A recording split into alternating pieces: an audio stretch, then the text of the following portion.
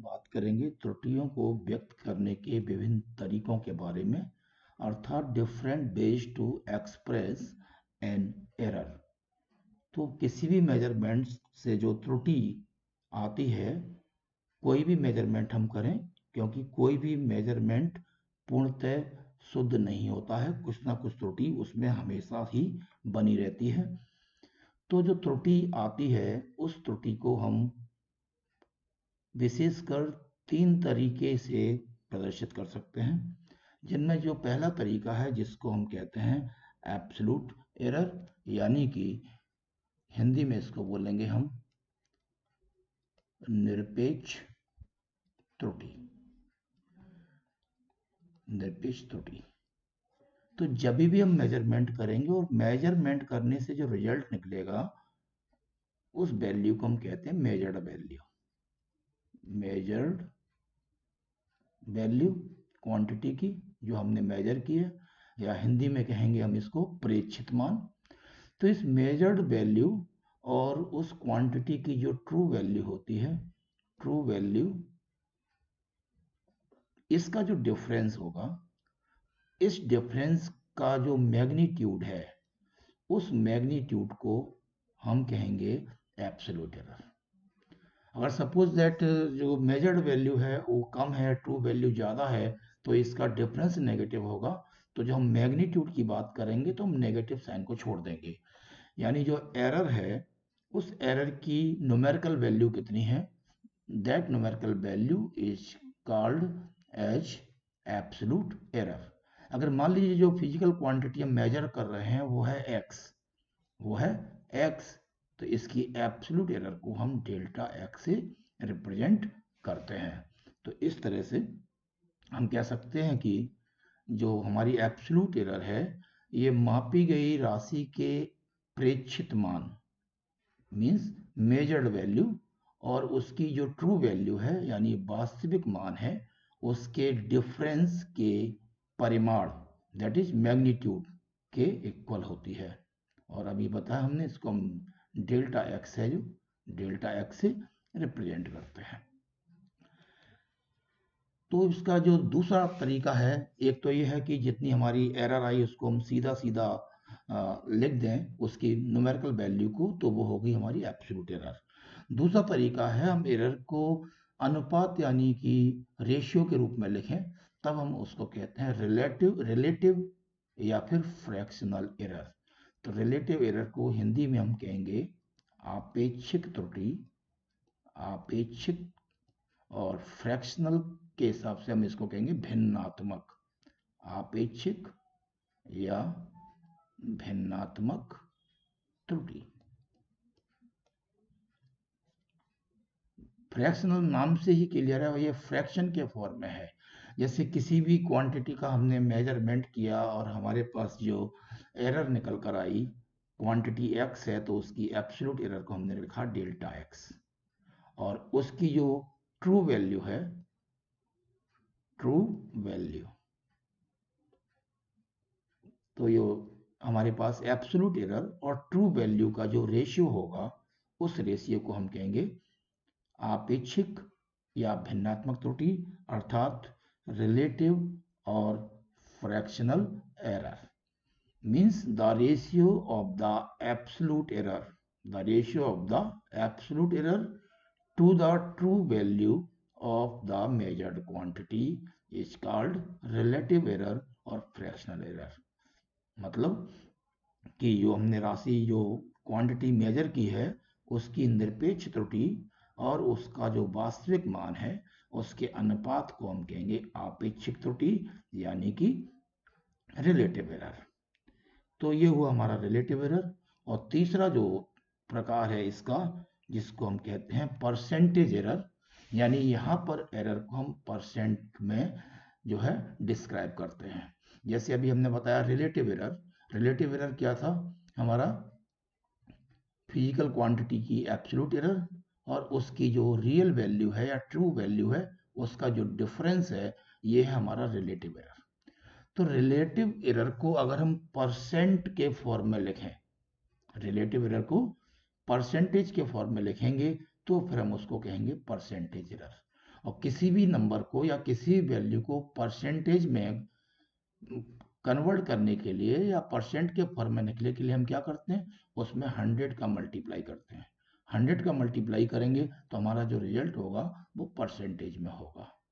तो यानी हम कहेंगे जो परसेंटेज एरर है वो किसके इक्वल हुआ, absolute error divided by true value into 100। तो ये हमारा परसेंटेज एरर आ जाएगा। तो ये हमारी परसेंटेज एरर की डेफिनेशन हुई। The relative error expressed in the percent is called percentage error. यानी जब हम आपेक्षिक त्रुटि को प्रतिशत में लिखेंगे तो हम इसको प्रतिशत त्रुटि कहेंगे। तो दो तरीके हो सकते हैं। अगर हमें रिलेटिव एरर की वैल्यू मालूम है तो रिलेटिव एरर में हम सीधा सीधा 100 का मल्टीप्लाई कर देंगे, परसेंटेज एरर आ जाएगी। या फिर हम एब्सोल्यूट एरर में ट्रू वैल्यू का डिवाइड करेंगे और फिर 100 का मल्टीप्लाई करेंगे तो हमें ये परसेंटेज एरर मिलेगी। तो ये तो हुई हमारी डिफरेंट वेज टू रिप्रेजेंट और एक्सप्रेस एन एरर।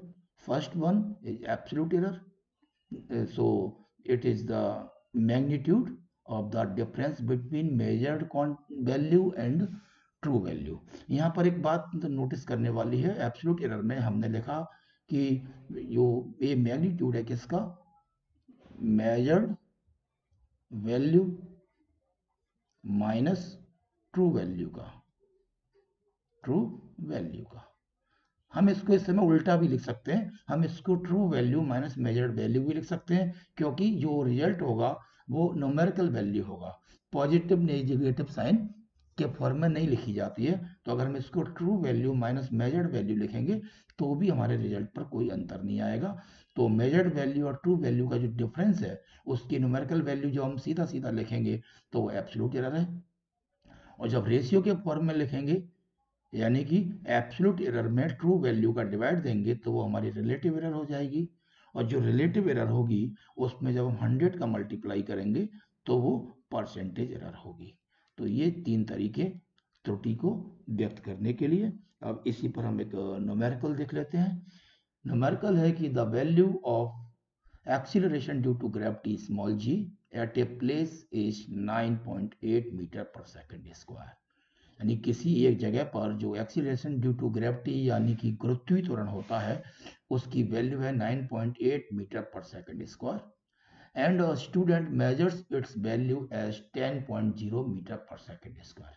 यानी एक स्टूडेंट ने एक्सपेरिमेंट किया और एक्सपेरिमेंट करने के बाद जो वैल्यू उसने कैलकुलेट की वो है 10.0 metre per second square.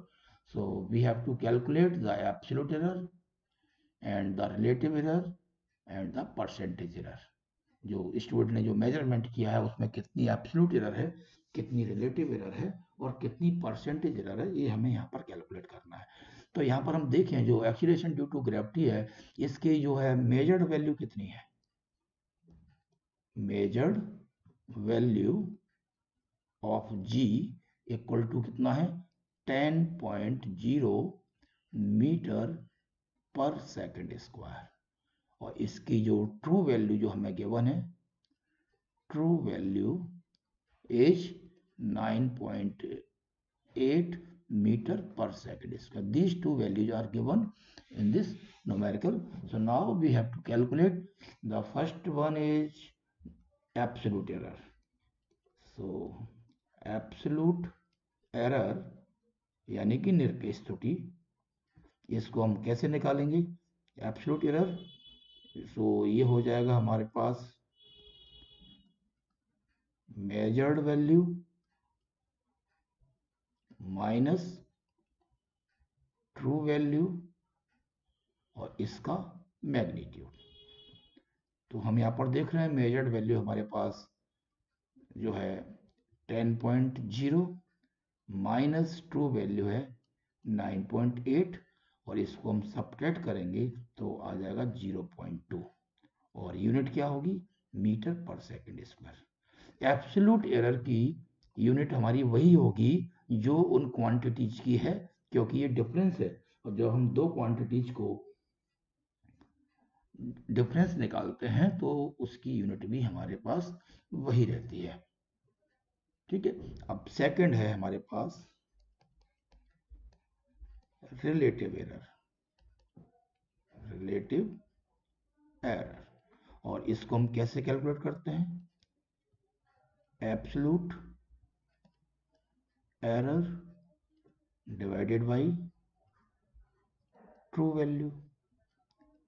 True value absolute error हमारे पास आ गया 0.2 और जो ट्रू वैल्यू है वो है 9.8।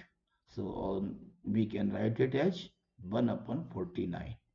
ये इसकी कोई यूनिट नहीं होगी क्योंकि रिलेटिव एरर में ऊपर एब्सोल्यूट एरर है और नीचे ट्रू वैल्यू है। तो एब्सोल्यूट एरर की जो यूनिट है और ट्रू वैल्यू की जो यूनिट है दोनों सेम होंगी, तो इस तरह से डायमेंशनलेस क्वांटिटी होगी रिलेटिव एरर। रिलेटिव एरर की हमारी कोई यूनिट नहीं होगी। एंड थर्ड हमें कैलकुलेट करना है परसेंटेज एरर। तो परसेंटेज एरर इक्वल टू क्या होगा? Relative error into 100। तो ये आंसर हमारा परसेंटेज में आ जाएगा। और रिलेटिव एरर की वैल्यू हमारी आ चुकी है 1/49 इंटू 100। और जब हम इसको सॉल्व करेंगे तो हमारा आंसर आ जाएगा जो है 2.04%। So this is the percentage error in the measurement। तो इस तरह से हम इन एरर्स की कैलकुलेशन कर सकते हैं। तो नेक्स्ट वीडियो में हम बात करेंगे। हाँ, यहाँ पर एक बात नोटिस करने वाली है कि हमें ट्रू वैल्यू गिवन है और जबकि हमने कहा कि कोई भी मेजरमेंट होता है उससे जो वैल्यू निकलती है उसमें कुछ ना कुछ एरर जरूर होती है। तो सामान्य केसेज में जब हम कोई भी मेजरमेंट करते हैं हमारे पास ट्रू वैल्यू नहीं होती। तो ऐसे केसेज में हम एरर को कैसे कैलकुलेट करेंगे? तो इसको हम कहते हैं एस्टिमेशन ऑफ एरर। तो नेक्स्ट वीडियो में हम इसी पे बात करने वाले हैं कि हमारे पास ट्रू वैल्यू नहीं होगी तो हम एब्सोल्यूट एरर कैसे निकालेंगे, और उस केस में हम मीन एब्सोल्यूट एरर को निकालते हैं और उस समय हमारे पास ट्रू वैल्यू कैसे कैलकुलेट होगी। ये सारी बातें हम करेंगे नेक्स्ट वीडियो में।